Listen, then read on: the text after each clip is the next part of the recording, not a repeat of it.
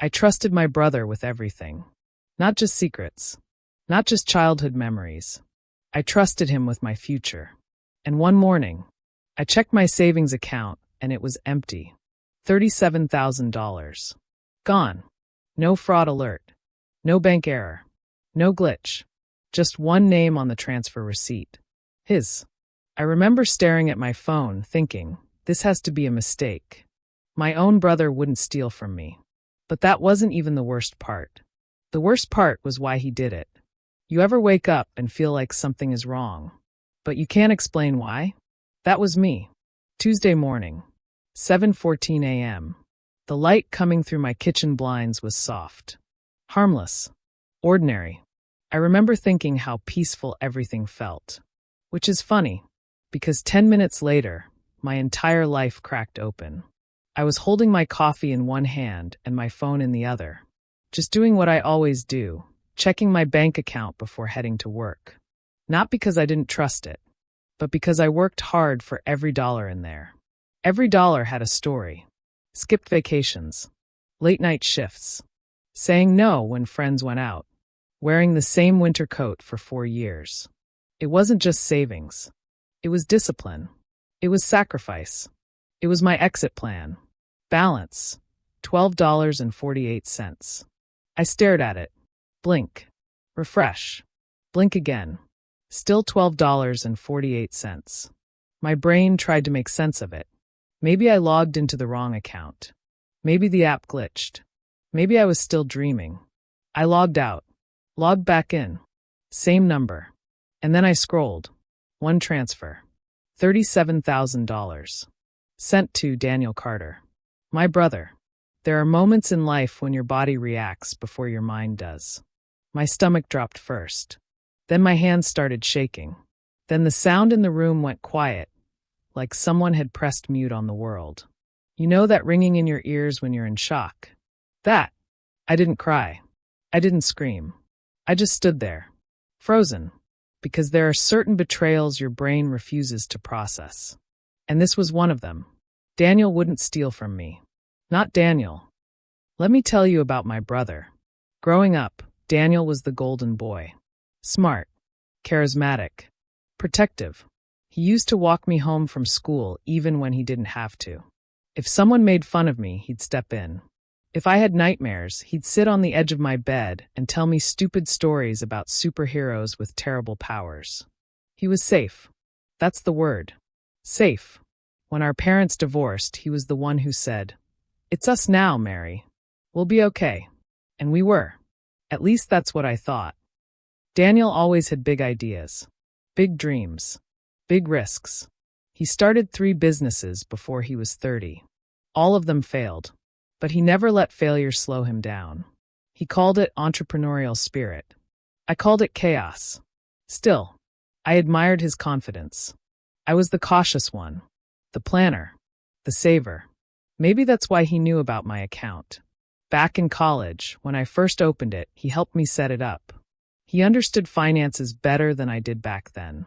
I trusted him, so his name stayed attached to it. Just in case. That just in case cost me everything. I called him. No answer. I called again. Voicemail. Again. Voicemail.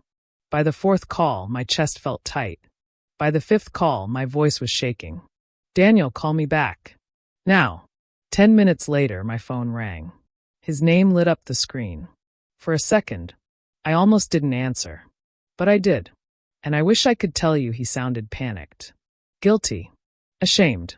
But he didn't. He sounded calm. Too calm. "Mary," he said, like we were discussing dinner plans. "I was going to call you." That sentence still makes my stomach twist. "You took my money," I said. Pause. I needed it. Needed it. No apology. No explanation. Just needed. For what?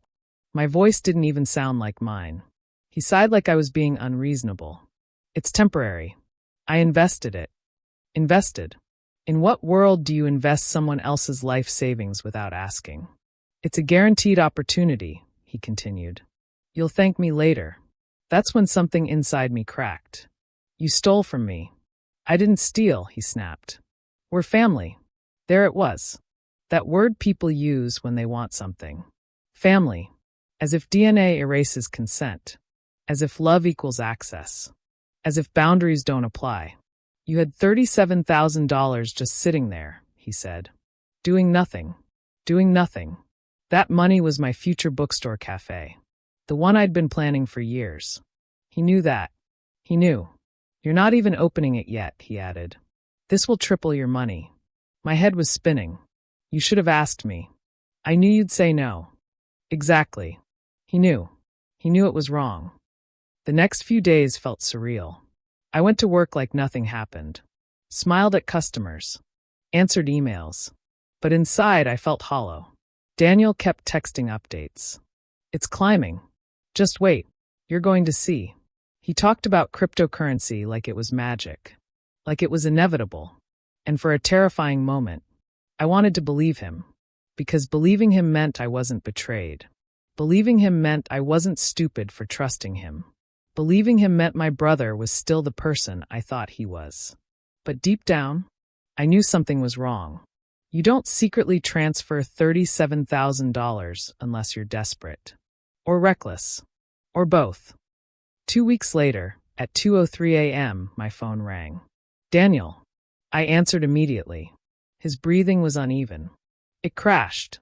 Those 2 words felt heavy. What crashed? The investment. It was a scam. The guy disappeared. I didn't react. I couldn't. It's gone, Mary. Gone. $37,000. Years of discipline. Sacrifice. Dreams. Gone. And do you know what hurt the most? It wasn't the money. It was the realization that he never planned to tell me if it had worked. He was gambling with my future. Without my consent. Without my knowledge. Without my permission.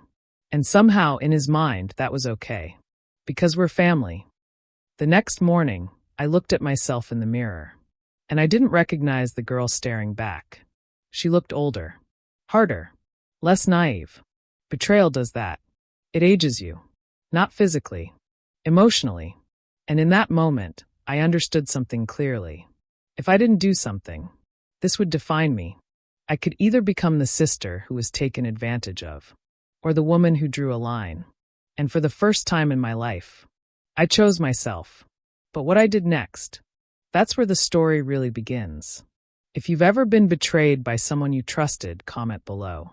Because what happened after this changed everything. I didn't cry. That's the part that scares me the most when I look back. I didn't scream. I didn't beg. I didn't threaten. I just went quiet. And if you've ever been pushed to your emotional limit, you know that kind of quiet. It's not weakness. It's calculation. The morning after Daniel told me the money was gone, I called in sick to work. Not because I was sick, but because I needed space to think. I sat at my kitchen table with a notebook. The same notebook I used to sketch out ideas for my bookstore cafe.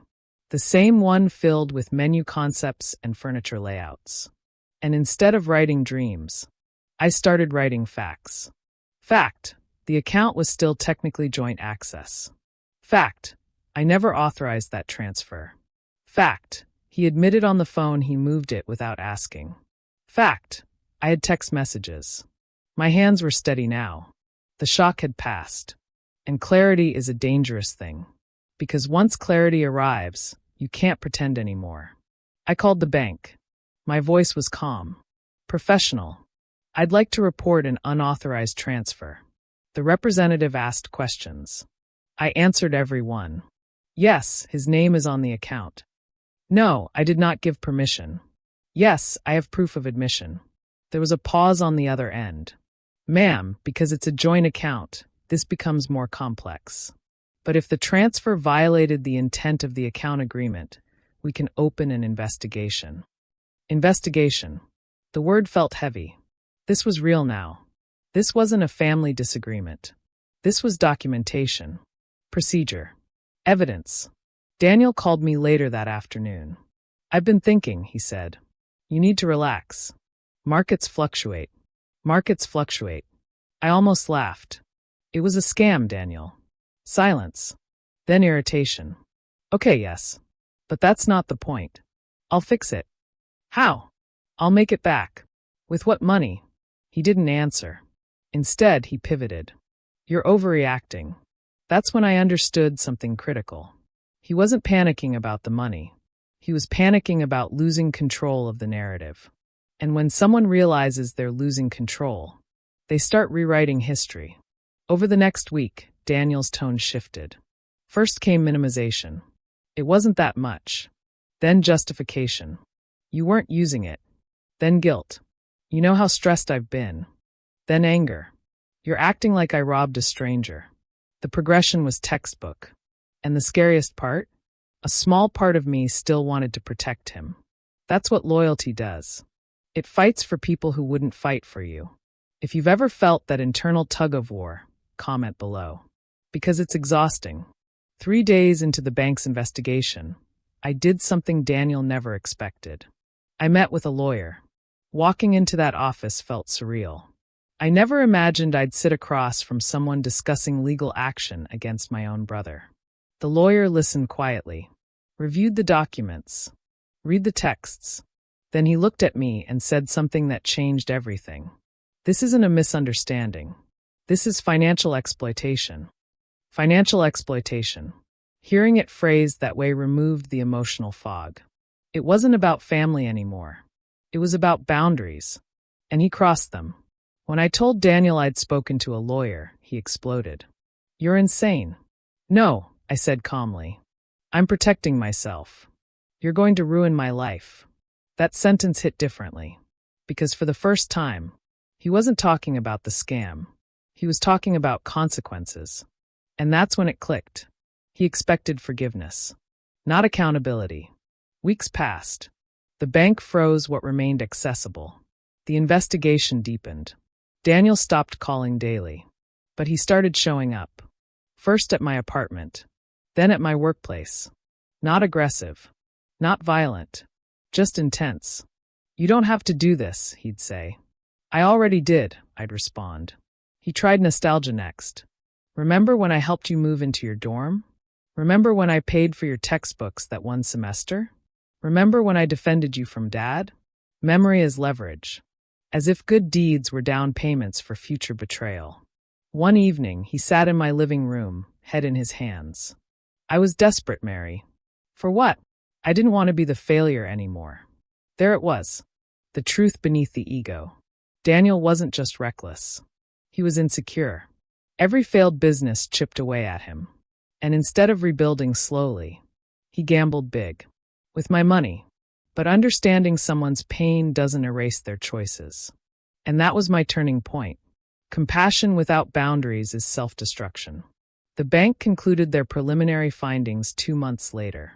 Because the account had been established for my personal savings and the transfer deviated from the documented usage patterns, they ruled the transaction disputable. It wasn't instant reimbursement, but it opened the door for recovery. Daniel received formal notice. Repayment required. Structured. Documented. Enforced. When he called me that night, his voice was unrecognizable. You reported me. I protected myself. You could have just trusted me. That sentence still amazes me. He wanted trust after betrayal. He wanted loyalty after theft. He wanted access after destruction. And for the first time in my life, I didn't feel guilty. I felt steady. 3 months into repayment enforcement, reality hit him. Wage garnishment. Credit impact. Financial restrictions. Consequences don't scream. They accumulate. And he hated that he couldn't charm his way out of this one. He showed up at my door again. But this time, he wasn't nostalgic. He was furious. You think you're better than me? No. You think you're smarter? No. Then why would you do this to me? I looked at him carefully and said the most honest thing I've ever said. You did this to yourself. I just refused to carry it. That was the moment our relationship fractured completely. Not because of money, but because of responsibility. The months that followed were strange. Quieter. Lonelier. But clearer. For the first time, I wasn't operating as someone's safety net. I wasn't absorbing someone else's chaos. I wasn't excusing behavior in the name of family. I was just me. And do you know what surprised me most? Peace doesn't always feel warm. Sometimes it feels empty at first, because you're not used to it. Then something unexpected happened. I started dreaming again. Not about Daniel. About the cafe. I pulled out the old notebook. Ran new numbers. Adjusted timelines. The money would return slowly. But it would return. And I realized something powerful. He tried to gamble my future. But he didn't destroy my discipline. He didn't destroy my work ethic. He didn't destroy my resilience. And that's when revenge stopped meaning punishment and started meaning success. Wait till you see what happened the day the final repayment cleared. Because that day wasn't about money. It was about identity. If you've stayed with me this far, you already know. This story isn't just about betrayal. It's about becoming someone who doesn't break when trust does. The first repayment hit my account on a gray Thursday morning. $842.16. I stared at the notification longer than I expected to. It wasn't a lot compared to what was taken, but it meant something. It meant this wasn't disappearing into silence. It meant the universe wasn't just shrugging. It meant actions were tethered to outcomes. And for the first time since that Tuesday morning, I exhaled fully. Daniel didn't call when the repayment started. That surprised me. I think part of him believed I'd crack before it got this far. That I'd withdraw the claim. That I'd feel bad. That I'd be the bigger person. But here's something no one tells you. Being the bigger person often just means being the quieter victim. And I was done volunteering for that role. The payments came biweekly. Sometimes slightly higher. Sometimes slightly lower. Each one felt like a brick being laid back into a foundation he'd shattered. But rebuilding isn't glamorous. It's slow. It's repetitive. It's lonely. And during those months, I grieved. Not loudly. Not dramatically. Just privately. I grieved the brother I thought I had. I grieved holidays that would now feel tense. I grieved inside jokes that now felt hollow. Because the truth is, consequences don't just punish the guilty. They reshape everyone involved. 3 months into the repayment plan, my mom called. Her voice was cautious. I heard you're taking legal action against your brother. News travels fast in families, especially the uncomfortable kind. I'm not taking action, I corrected gently.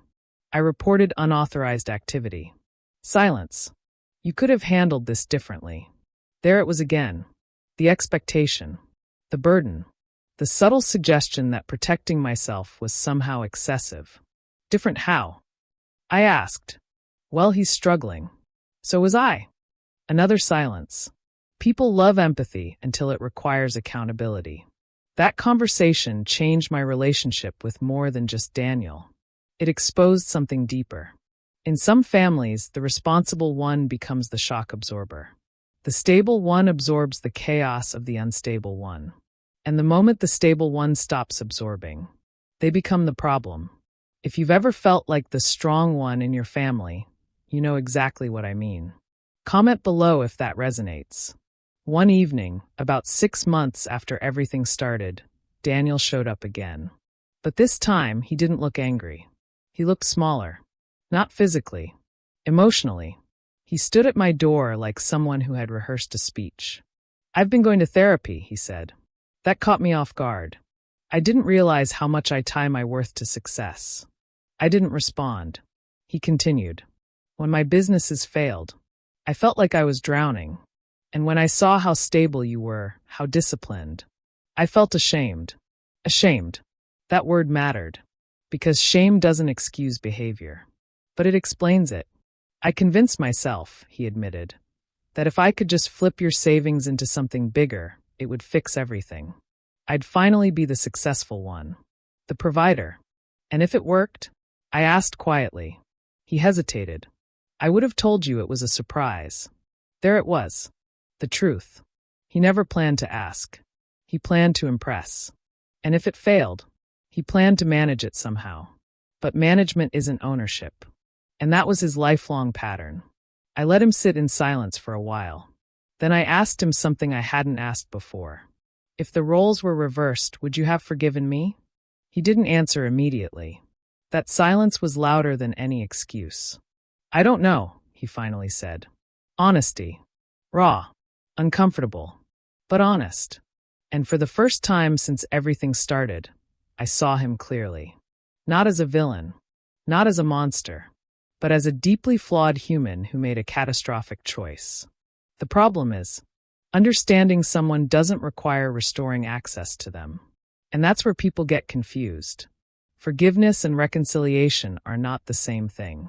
A year after the initial theft, the balance had been mostly restored. Not because Daniel suddenly became wealthy, but because the repayment plan was relentless. Structured. Unemotional. Unlike family dynamics. And during that year, something else happened.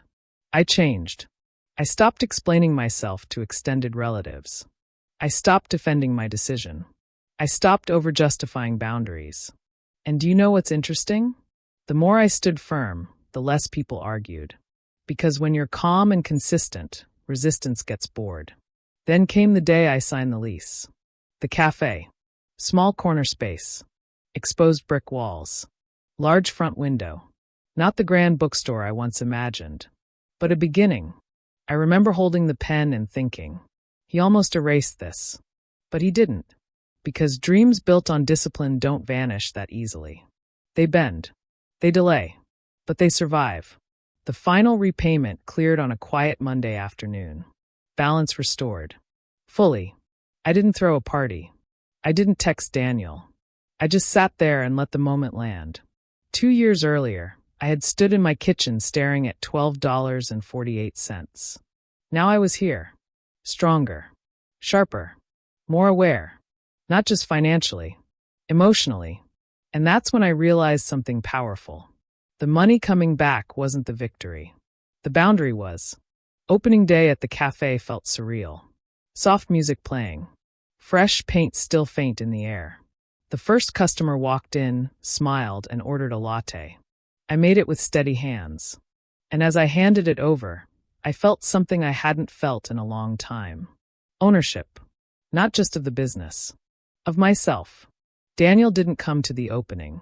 Part of me expected him to. Part of me feared he would. But he didn't. We exchange occasional messages now. Short. Polite.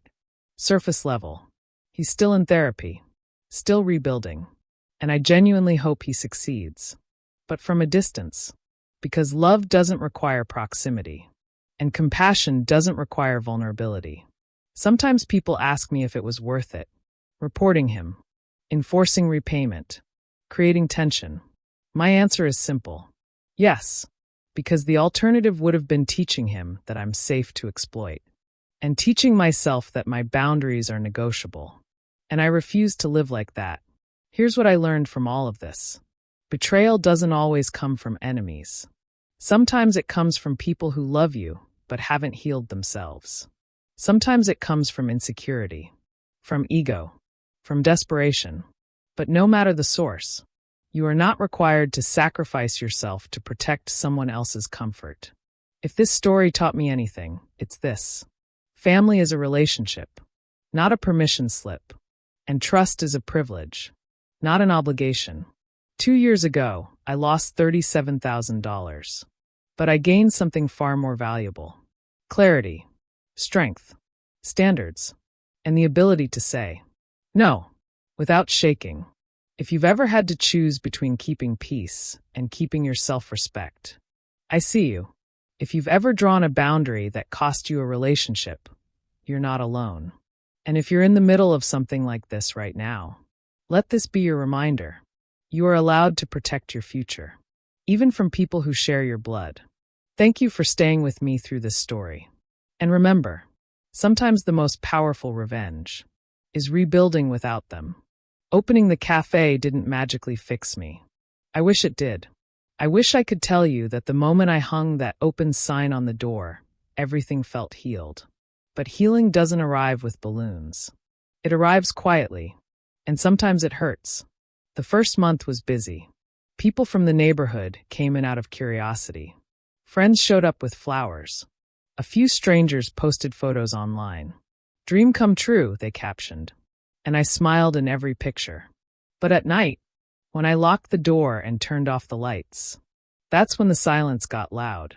Because success doesn't erase betrayal. It just gives you something else to focus on. And when focus fades, the memories come back. I'd be wiping down tables and suddenly remember Daniel teaching me how to ride a bike. I'd be counting cash and remember him helping me with math homework. Memory is cruel like that. It doesn't delete the good when the bad arrives. It overlays it. And that overlay is what makes betrayal so complicated. If he had always been terrible, this would have been easier. If he had always been selfish, reckless, manipulative, I could have labeled him and moved on.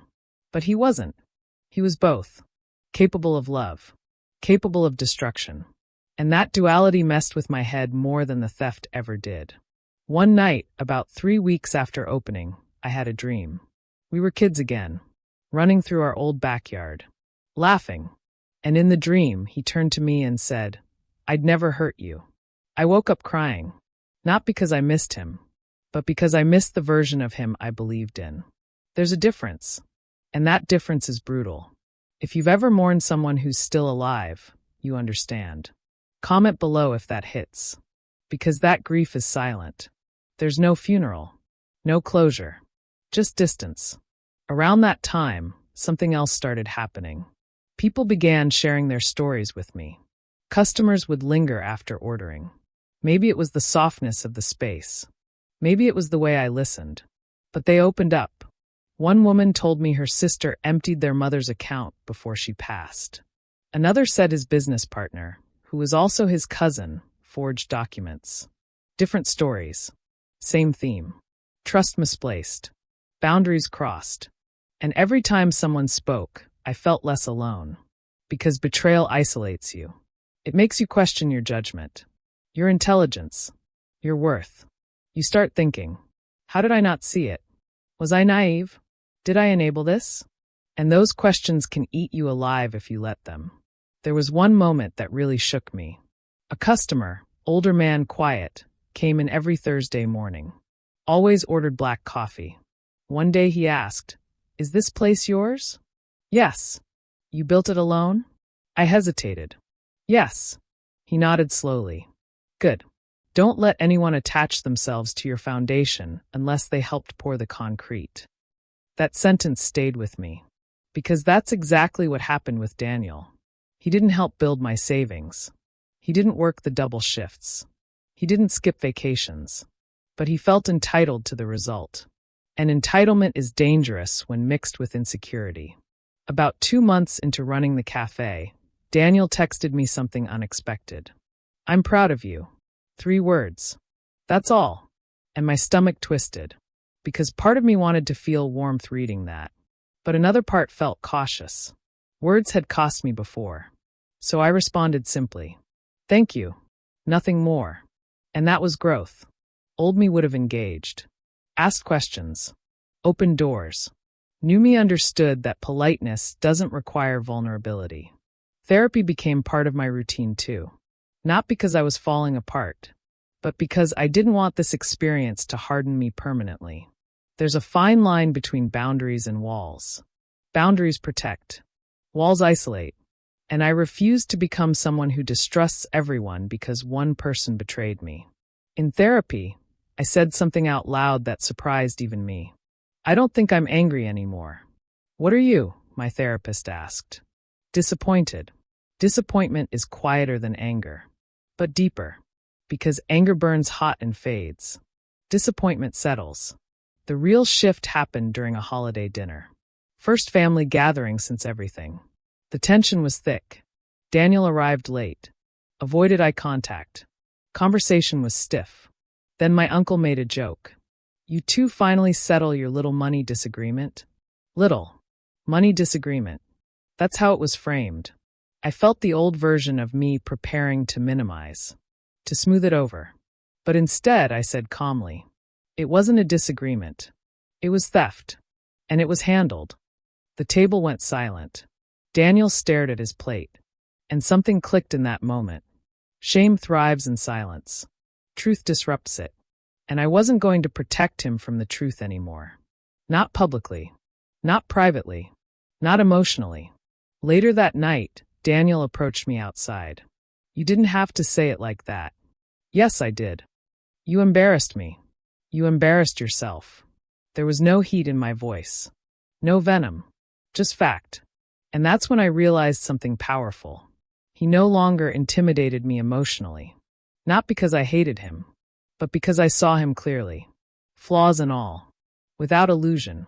And clarity removes fear. Running the cafe taught me something else too. People respect what you protect. When suppliers tried to negotiate unfair terms, I stood firm. When a customer crossed a line with inappropriate comments, I shut it down immediately. And each time I enforced a boundary, it felt natural. Because once you survive a betrayal that big, smaller confrontations don't scare you anymore. But here's the twist no one expects. About 8 months after the final repayment cleared, Daniel's new business started succeeding. Small consulting firm. Slow growth. But steady. He wasn't gambling anymore.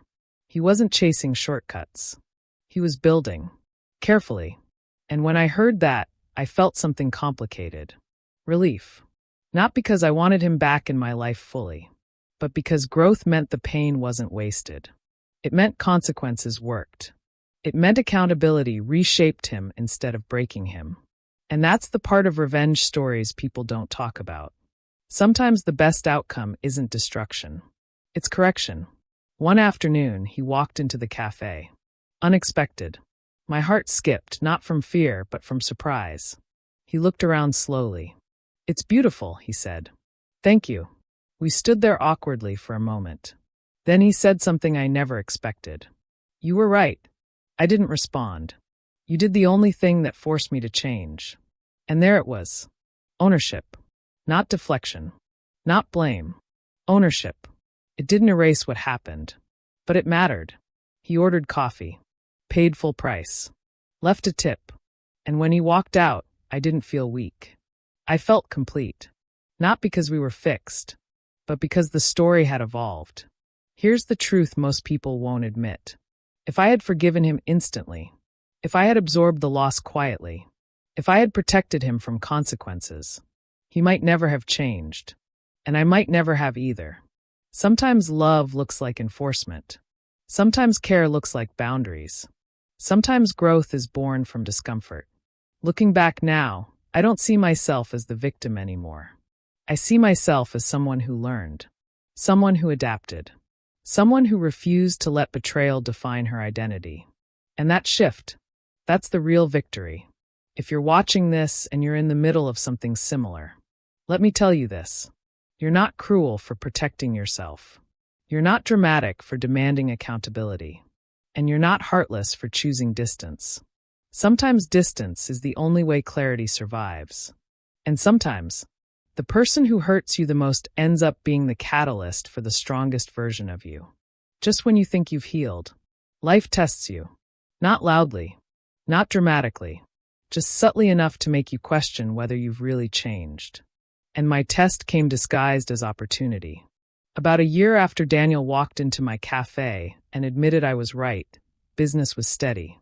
Not booming, but stable. Regular customers. Predictable revenue. Enough to breathe. And that's when Daniel called. I have an idea, he said. The moment those words left his mouth, something inside me tightened. Because ideas were his thing. Big ones. Risky ones. The kind that sounded brilliant in theory. What kind of idea?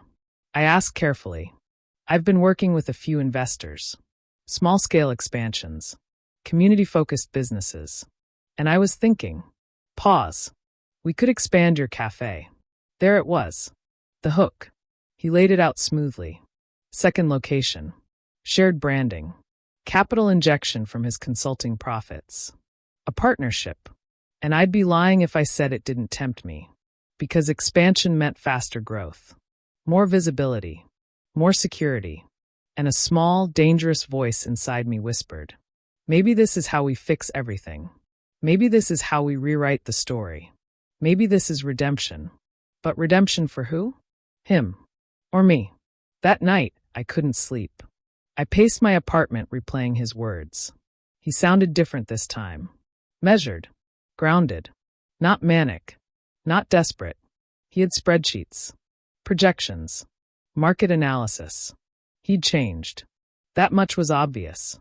But here's the question no one prepares you for. What do you do when someone who hurt you genuinely improves? Do you reopen doors? Or do you keep them closed because of history? Growth complicates boundaries. I met him 2 days later to review the proposal. Neutral location. Public space. Old me would have met in private. New me knew better. He came prepared. Printed documents. Financial breakdowns. Risk mitigation plans. I don't need majority control, he said. This is yours. I just want to help scale it. Help. That word again. It's amazing how one word can carry so much history. For 2 hours, we talked numbers. And I hated how impressed I was. He'd matured. He wasn't chasing a gamble. He was presenting a strategy. And I caught myself imagining it. 2 cafes. Then 3. A brand. Momentum. Security. It felt smart. It felt logical. It felt possible. But something still felt off. Not in his proposal. In me. Because I wasn't just evaluating a business opportunity. I was evaluating emotional access. And those are not the same. If you've ever struggled to separate logic from emotional memory, you know how confusing that is. Comment below if that resonates. Because trauma doesn't scream during decision-making. It whispers. That evening, I sat alone in the cafe after closing. Lights dimmed. Proposals spread across a table. And I asked myself one question. If this were anyone else, would I hesitate? The honest answer? No. On paper, it was a solid opportunity. But he wasn't anyone else. He was the person who once drained my future without blinking. Growth doesn't erase history. It contextualizes it. Here's what I realized in that quiet room. The risk wasn't financial. The risk was psychological. If this partnership failed, it wouldn't just cost money. It would reopen something I had worked very hard to heal. And the version of me who survived the first betrayal? She deserved protection too. Still, I didn't reject him immediately. And that's where I almost repeated my mistake. Because I started rationalizing. He's changed. He paid everything back. He took accountability. People deserve second chances. All true.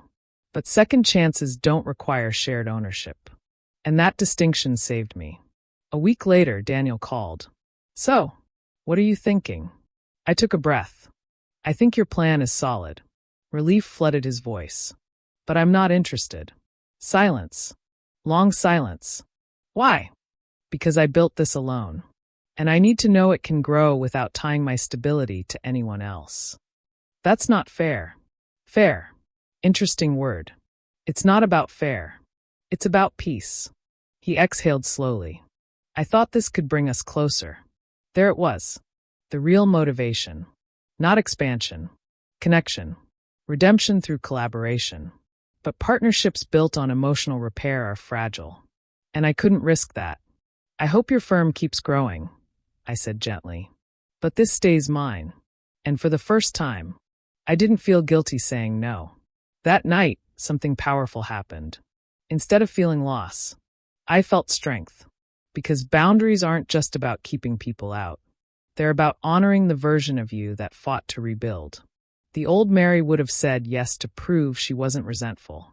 The new Mary said no because she wasn't insecure. And that difference, that's growth.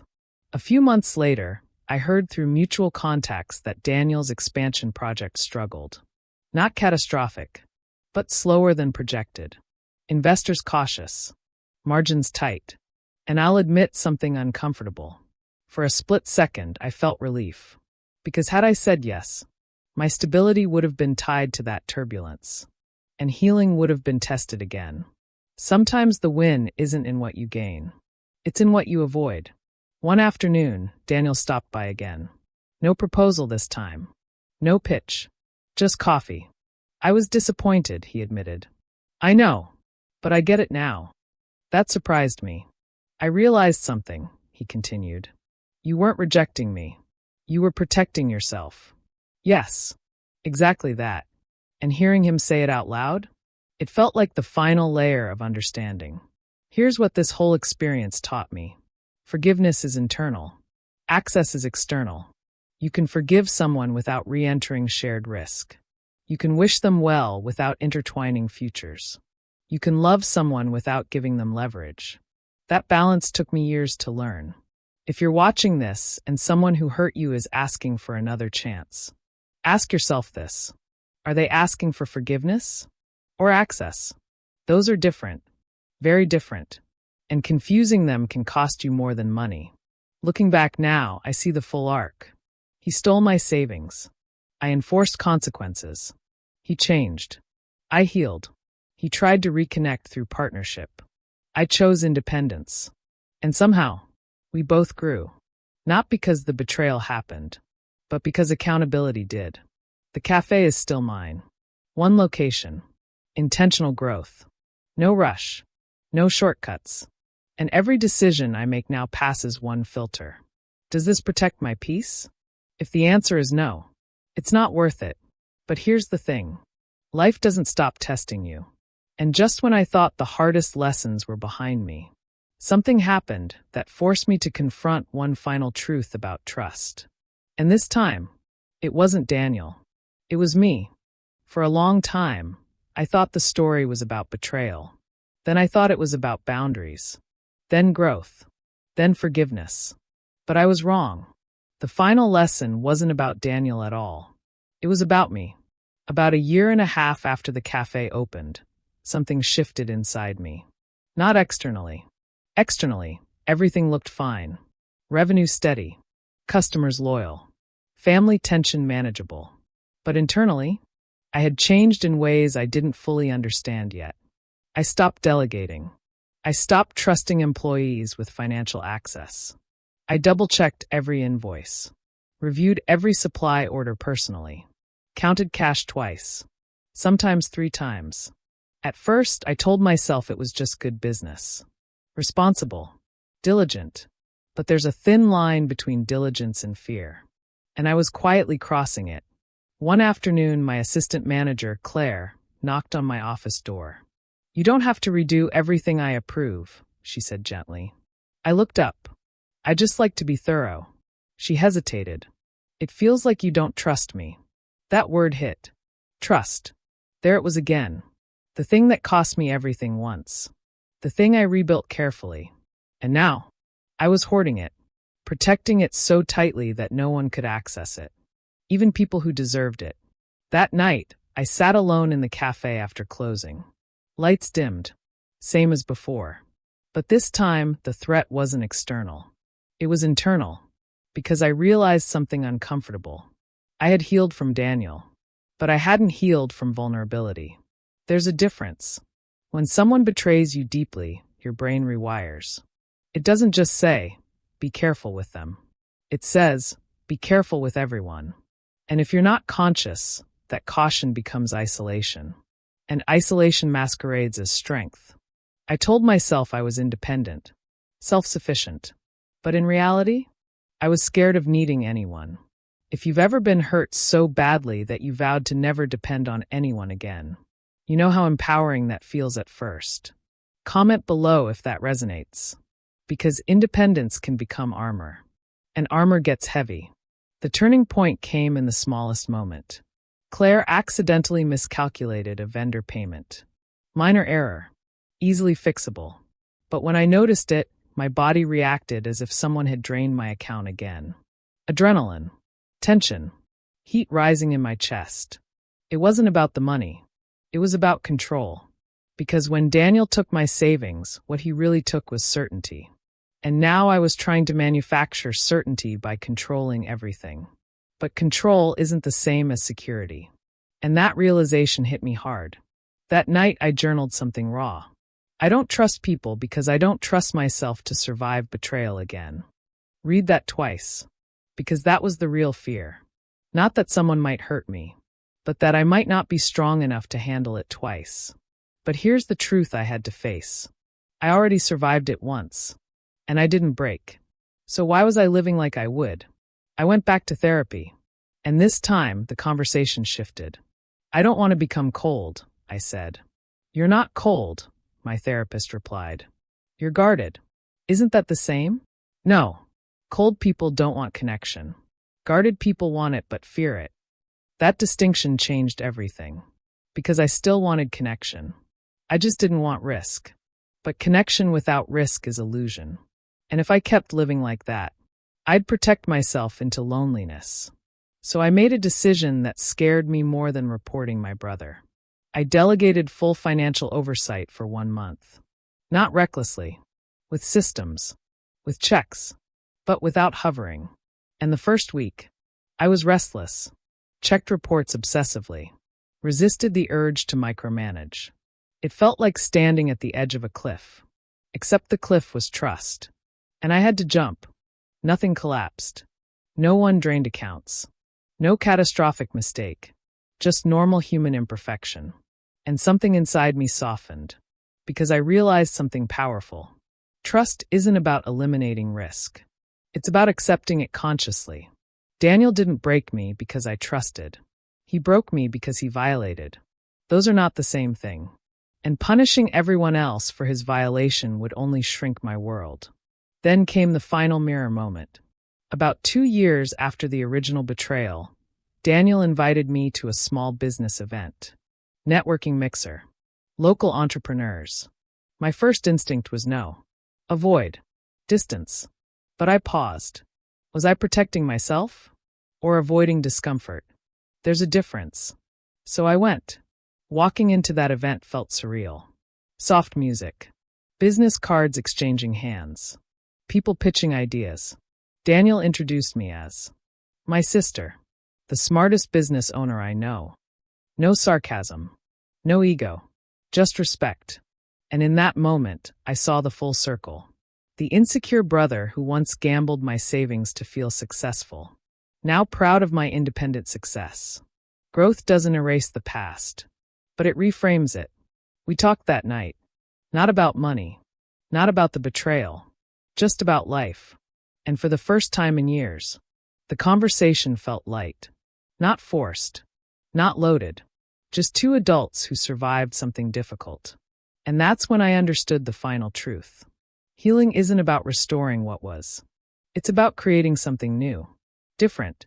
Healthier. Boundaried. But not bitter. Here's what I know now. My brother stole my savings. Yes. But that wasn't the end of my story. It was the beginning of my standards. It forced me to understand. Boundaries. Accountability.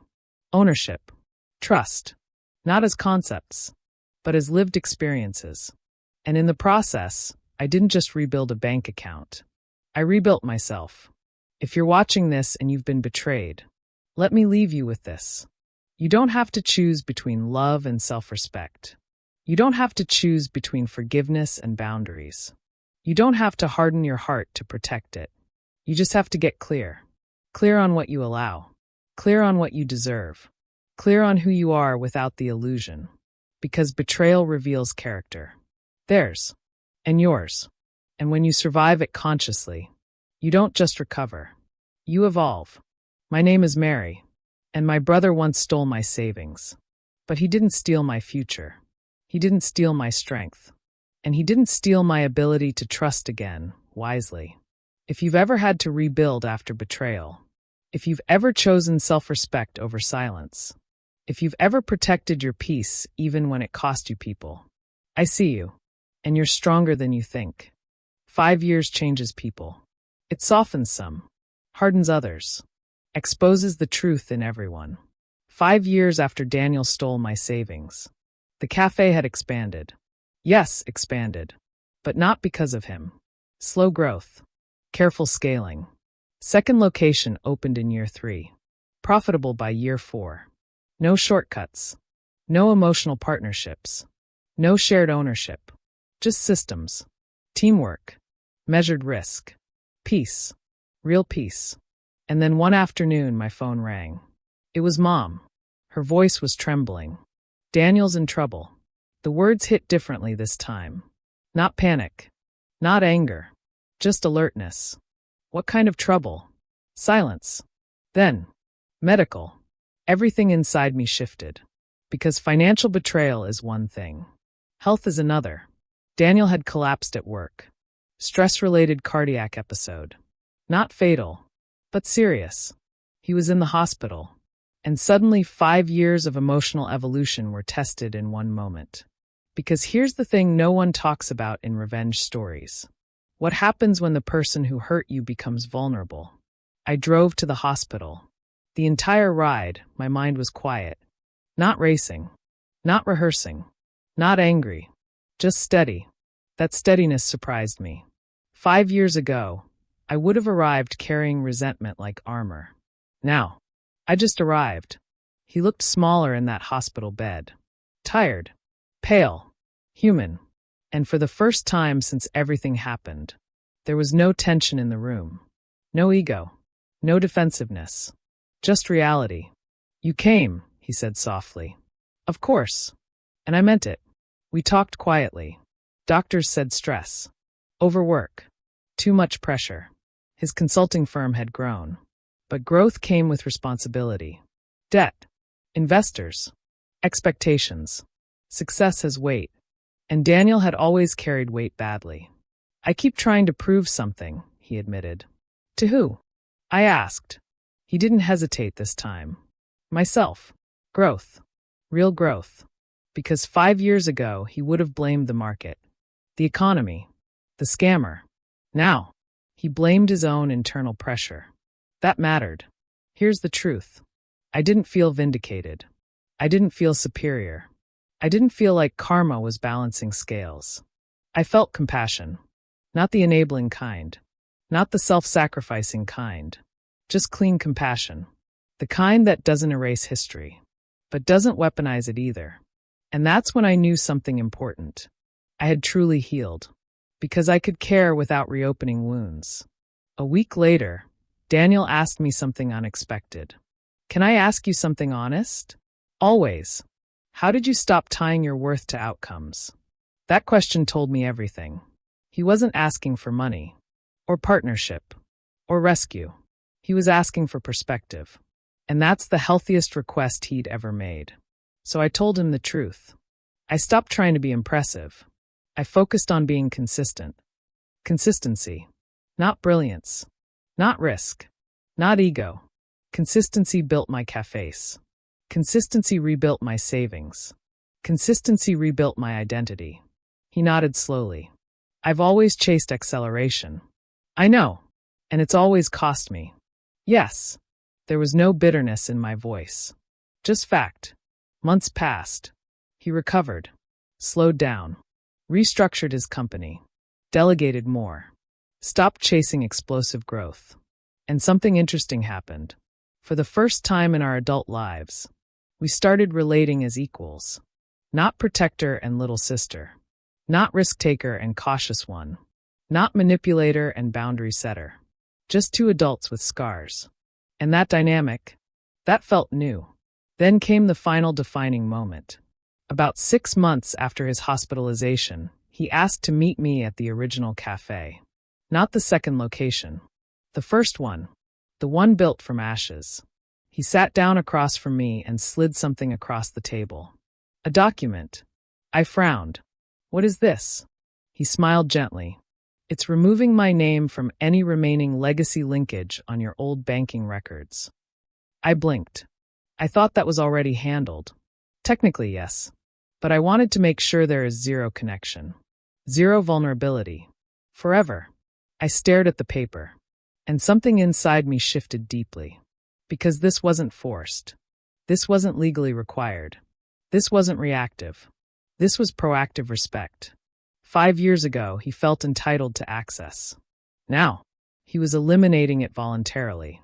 That's growth. You don't owe me this, I said. I know, he replied. That's why it matters. Read that again. Growth isn't proven when someone is forced to act right. It's proven when they choose to. And in that moment, I realized something profound. The story wasn't about revenge anymore. It was about evolution. His.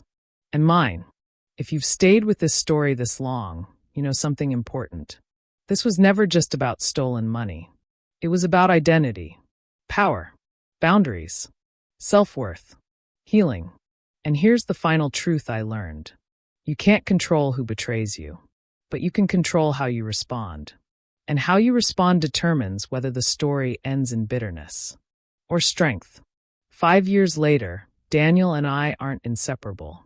We're not best friends. We don't share finances, or businesses, or emotional dependency. But we share something healthier: respect. And that respect exists because consequences existed, because boundaries existed, because growth was required, not assumed. If I had absorbed the theft quietly, he wouldn't have changed. If I had cut him off permanently, maybe he wouldn't have either. But accountability created friction. Friction created awareness. Awareness created growth. And growth created peace. Not the naive peace of childhood, but the mature peace of adults who faced something ugly and didn't let it define them. Today, when I unlock the cafe doors in the morning, I don't think about the theft. I don't think about the bank investigation. I don't think about repayment schedules. I think about discipline, clarity, and standards, because the money came back. But more importantly, my self-respect never left again. If you've ever been betrayed by family, let me leave you with this. You are allowed to enforce consequences. You are allowed to protect your future. You are allowed to forgive slowly. You are allowed to keep distance. And you are allowed to evolve without becoming hard. My brother stole my savings. But in the end, he gave me something unintentionally priceless. The moment I stopped being the accommodating sister and became the woman who chooses herself. And that's worth more than $37,000.